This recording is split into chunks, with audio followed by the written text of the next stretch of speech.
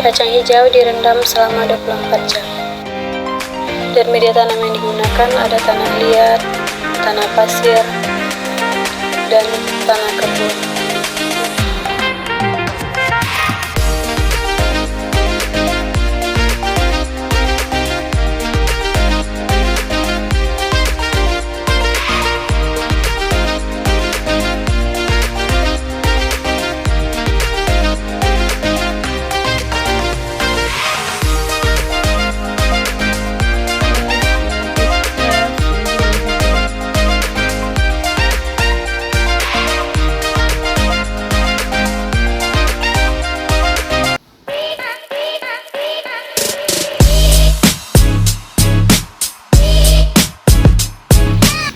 Bismillahirrahmanirrahim. Assalamualaikum warahmatullahi wabarakatuh. Waalaikumsalam warahmatullahi wabarakatuh. Baiklah Anda semua, sebelum kita mulai pembelajaran kita pada hari ini, alangkah baiknya kita berdoa terlebih dahulu. Silakan kepada ketua kelas untuk menyiapkan berdoa.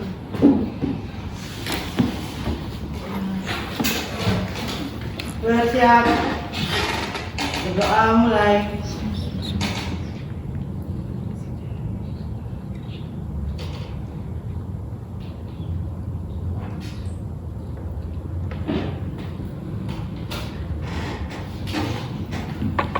Doa selesai. Assalamualaikum warahmatullahi wabarakatuh. Waalaikumsalam warahmatullahi wabarakatuh. Baiklah Anda semua, apakah siap untuk pembelajaran hari ini? Siap, Bu. Silakan dicek temannya apakah ada yang tidak hadir pada hari ini. Tidak, Bu, hadir semua. Siapa yang tidak hadir? Kak Suma. Oke. Baiklah, karena kemarin Bapak sudah menjelaskan materi tentang pertumbuhan dan perkembangan pada tanaman. Nah, adapun tujuan pembelajaran kita pada hari ini yaitu mengetahui pengaruh media tanam terhadap pertumbuhan tanaman.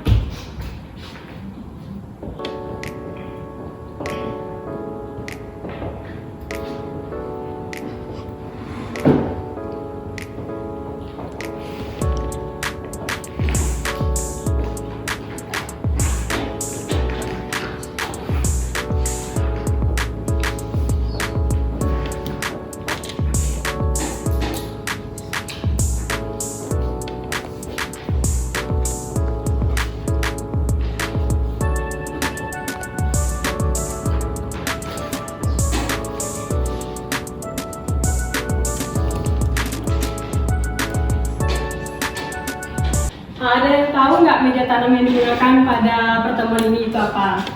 Tanah kebun, tanah pasir, tanah liat. Ya, jadi media tanam yang digunakan itu tanah. Pada percobaan pertama ini kita menggunakan 3 jenis tanah. Yang pertama itu tanah liat, yang kedua itu tanah kebun, dan yang ketiga tanah pasir.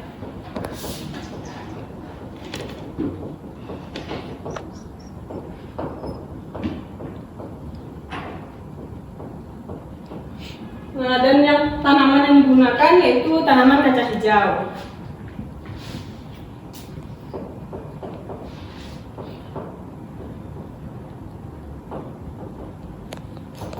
Dari ketiga jenis tanaman yang sudah Ibu taruh di depan, apakah ada nampak perbedaan dari ketiga tanaman tersebut? Ada, Bu. Ya, apa perbedaannya tuh? Tanaman kacang lebih tinggi. Ya, jadi seperti fenomena alam atau fakta ilmiah yang sering kita jumpai di lingkungan kita itu, pada tanah kebun itu tanamannya lebih subur dibandingkan tanah liat dan tanah pasir. Jadi fakta ilmiah yang pertama yaitu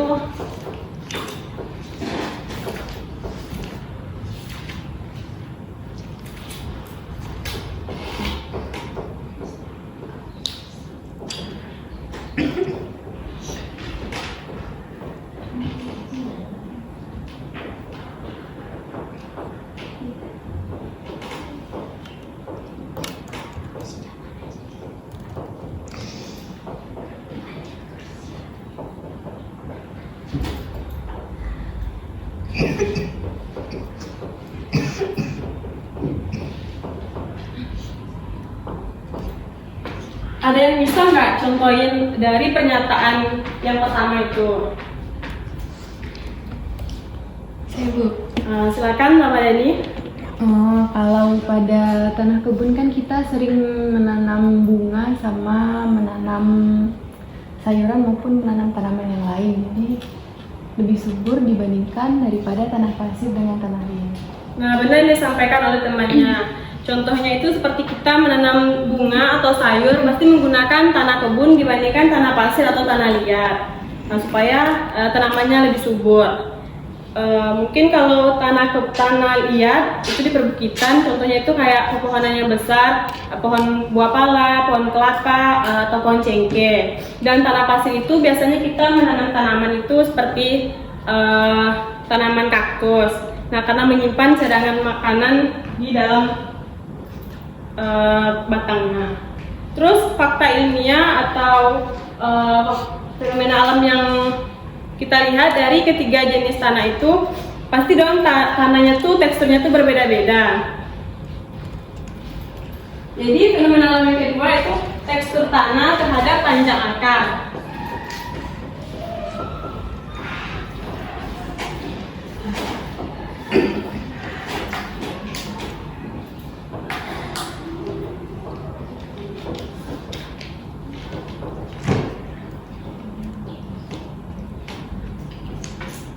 Jadi di sini kita menggunakan model pembelajaran problem-based learning atau berbasis masalah. Jadi masalah yang akan kita ambil itu dari fenomena alam yang dua ini. Yang pertama itu bagaimana tanaman pada tanah kebun itu lebih subur dibandingkan tanah liat dan tanah pasir. Terus yang kedua, bagaimana tekstur tanah terhadap panjang akar tanaman.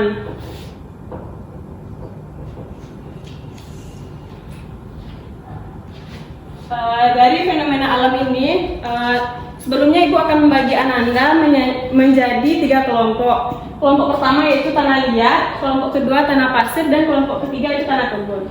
Silakan dibagi kelompoknya.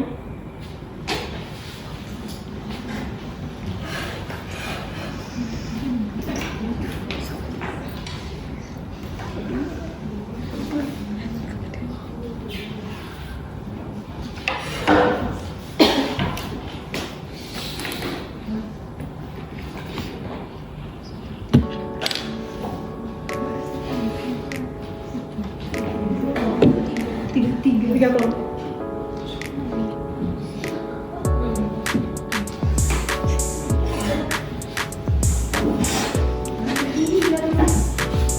Ini untuk tanaman kelompok pertama.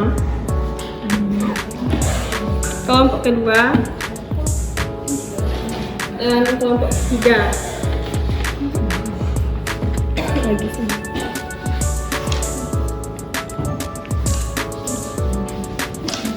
Oke, silakan amati tanaman yang percobaan yang sudah diberikan. Nanti lakukan pengamatan karena kita membandingkan kesuburan tanaman. Jadi yang pertama itu yang akan dilakukan itu mengukur tinggi dari batangnya. Yang kedua itu panjang dari akar. Nah, silakan kepada sekretaris bisa bantu Ibu membuatkan tabel pengamatan.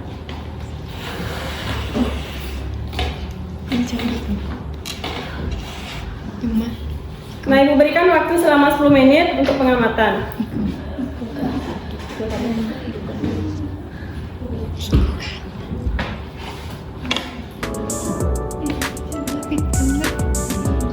Pilih aja tanaman yang paling subur dan tinggi.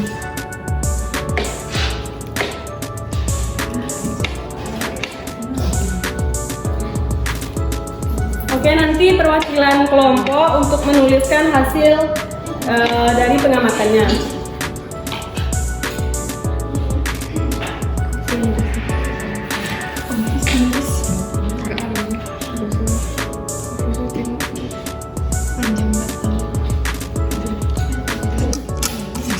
Panjang sih, kalau sih, panjang.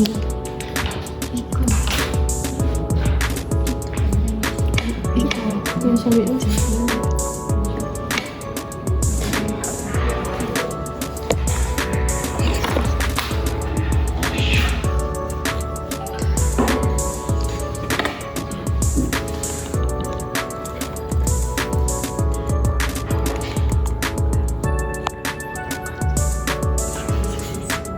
Gimana sih? Sama.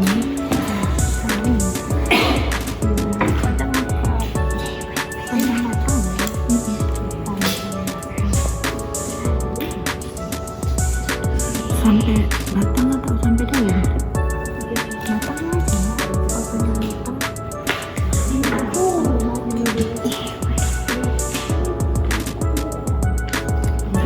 Sampai sesuai namanya.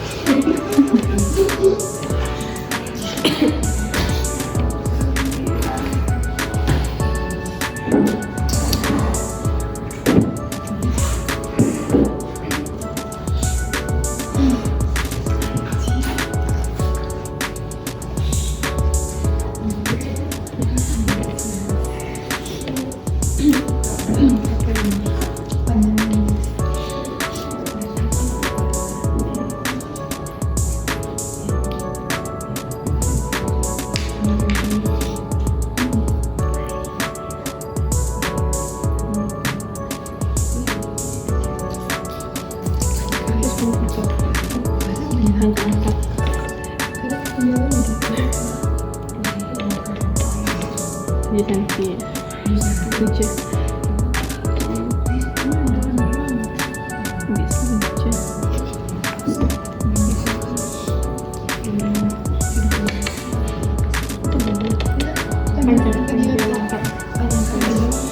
Itu tinggi dong. Iya tinggi banget.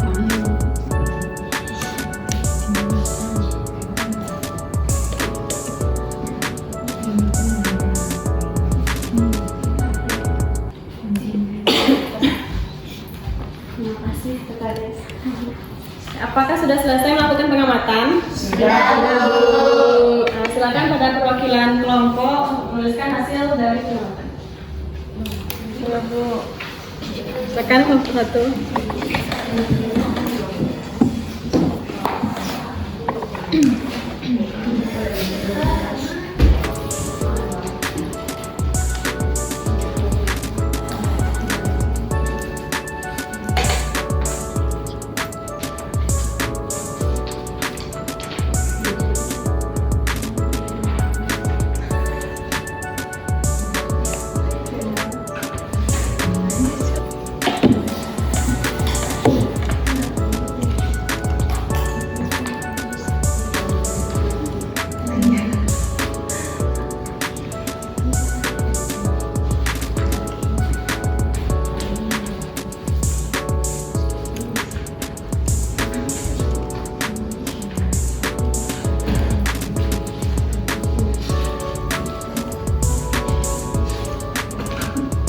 Baiklah, berdasarkan hasil pengamatan yang dilakukan oleh masing-masing kelompok, seperti kita lihat pada papan, pada kelompok 1 yaitu jenis tanah liat dengan tinggi batang 12 cm.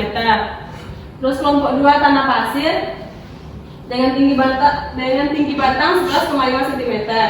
Dan yang kelompok 3 itu tanah kebun dengan tinggi batang 16 cm. Nah, jadi terbukti kalau pada tanah kebun itu tanamannya lebih subur dibandingkan tanah pasir dan tanah liat. Nah, sebelumnya coba deh kelompok tanah kebun menyampaikan pendapatnya. Kenapa sih tanah kebun itu lebih subur dibandingkan tanah liat dan tanah pasir? Karena tekstur tanah kebun itu lebih gembur daripada tekstur tanah liat dengan tekstur tanah pasir, Bu. Dan juga tanah kebun itu mengandung banyak nutrisi yang diperlukan untuk kacang hijau. Ya, benar yang disampaikan oleh temannya. Kenapa pada tanah kebun itu lebih subur dibandingkan tanah liat dan tanah pasir? Karena banyak mengandung nutrisi. Dan pada tanah kebun itu umumnya memiliki kandungan organik yang lebih tinggi, seperti humus dari sisa-sisa tanaman yang telah mati dan hewan yang telah membusuk. Nah, bahan organik juga berperan penting dalam meningkatkan kesuburan tanah. Salah satunya yaitu menyediakan nutrisi bagi tanaman, seperti yang disampaikan oleh Ramadhani. Nah, sehingga tanaman pada tanah kebun itu lebih subur dibandingkan pada tanah liat dan tanah pasir, karena kaya akan nutrisi. Terus memperbaiki struktur tanah sehingga lebih gembur dan mudah ditembus oleh akar tanaman. Selanjutnya itu meningkatkan kapasitas tanah dalam menahan air. Nah, karena teksturnya tadi menggembur, maka air juga gampang masuk untuk ke lapisan tanah tersebut. Dan juga tanah kebun yang subur biasanya dihuni oleh berbagai macam organisme, seperti cacing tanah, bakteri, dan jamur. Nah, organisme ini juga berperan penting dalam meningkatkan, membantu proses penguraian bahan organik tadi. Nah, seperti sisa-sisa tanaman dan hewan yang telah membusuk tadi, dibantulah proses penguraiannya oleh organisme. Dan supaya nutrisi yang didapat juga gampang didapat oleh tanaman. Selanjutnya itu membentuk struktur tanah yang stabil dan melindungi tanaman dari serangan penyakit.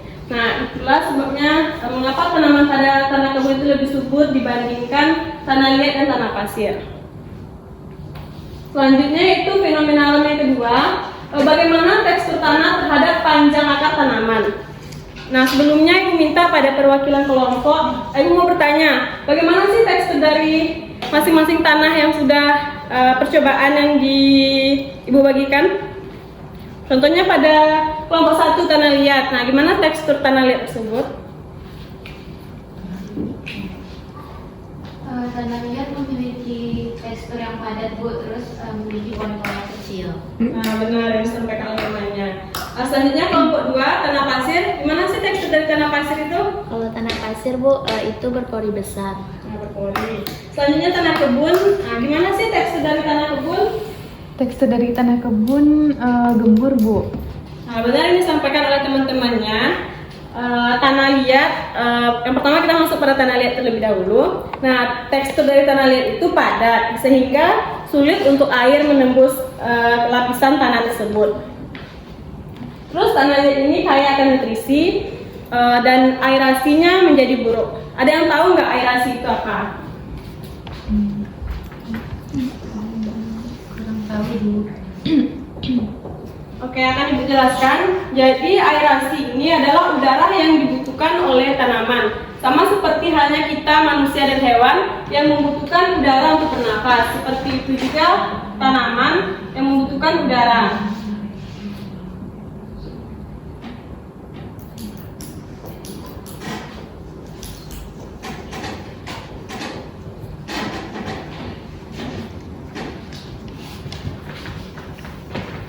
Terus di tanah liat ini akar kacang hijau cenderung lebih panjang dan lebih tebal karena akar ini berusaha mencari nutrisi atau air yang tersebar di dalam tanah tersebut.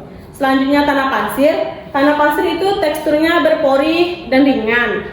Terus butiran tanah pasir ini lebih besar dibandingkan tanah liat dan tanah kebun sehingga mudah untuk dilihat oleh mata.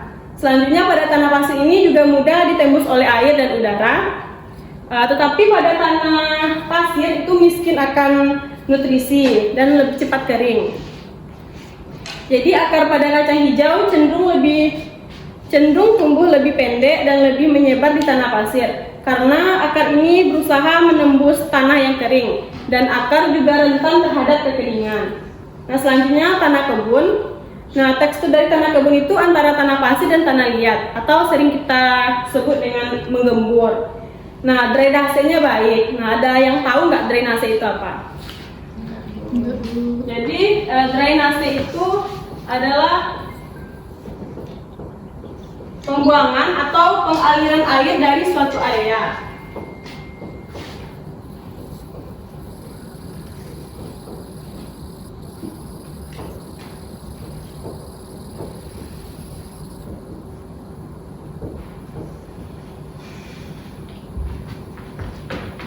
Oke, karena drainasenya baik, nah jadi sehingga tidak terjadi genangan air yang akan menyebabkan pembusukan pada akar tanaman. Nah, terus aerasinya cukup. Aerasi sudah dijelaskan tadi, yaitu udara yang dibutuhkan oleh tanaman. Nah, udara dengan mudah masuk ke dalam tanah sehingga akar tanaman dapat bernafas dengan baik. Selanjutnya akar Selanjutnya, tanah kebun itu dapat menahan air dan nutrisi dengan baik, dan struktur tanah yang stabil sehingga dapat mempertahankan bentuknya. Nah, itulah pembahasan dari kedua masalah yang telah kita paparkan. Nah, apakah ada yang belum paham? Jika ada, silakan ditanyakan. Jika sudah paham semua, Ibu minta pada perwakilan untuk menyampaikan kesimpulan pada materi kita hari ini. Silakan Mama Dani. Baik Bu, izin menyimpulkan Tunggu pembelajaran. sebentar. Sebelum Mama Dani menyampaikan kesimpulan, Ananda yang mendengarkan silakan membuat ringkasan, nanti akan dikumpulkan kepada Ibu. Oke Bu. Oke, silakan Mama Dani. Baik Bu, saya di sini izin menyimpulkan pembelajaran kita pada hari ini, yang dimana tanaman kacang hijau yang ditanam pada tanah kebun itu lebih subur dan panjang akarnya lebih panjang daripada tanaman kacang hijau yang ditanam pada tanah liat dan tanah pasir, karena tanah kebun ini teksturnya yang gembur dan juga mengandung banyak nutrisi yang diperlukan oleh tanaman yang ditanam pada tanah kebun tersebut. Terus pertama udah. Nah, itulah terima kasih kepada Ramadhani yang telah menyampaikan kesimpulannya kepada kita bersama. Nah, itulah pembahasan kita pada materi hari ini. Nah, sebelum Ibu tutup, alangkah baiknya kita membacakan hamdalah terlebih dahulu.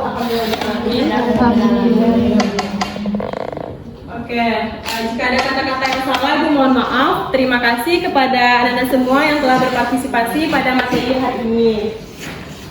Nah, nanti ringkasannya jangan lupa dikumpulkan. Dan Ibu akhiri pertemuan kita pada hari ini dengan Assalamualaikum warahmatullahi wabarakatuh. Waalaikumsalam warahmatullahi wabarakatuh.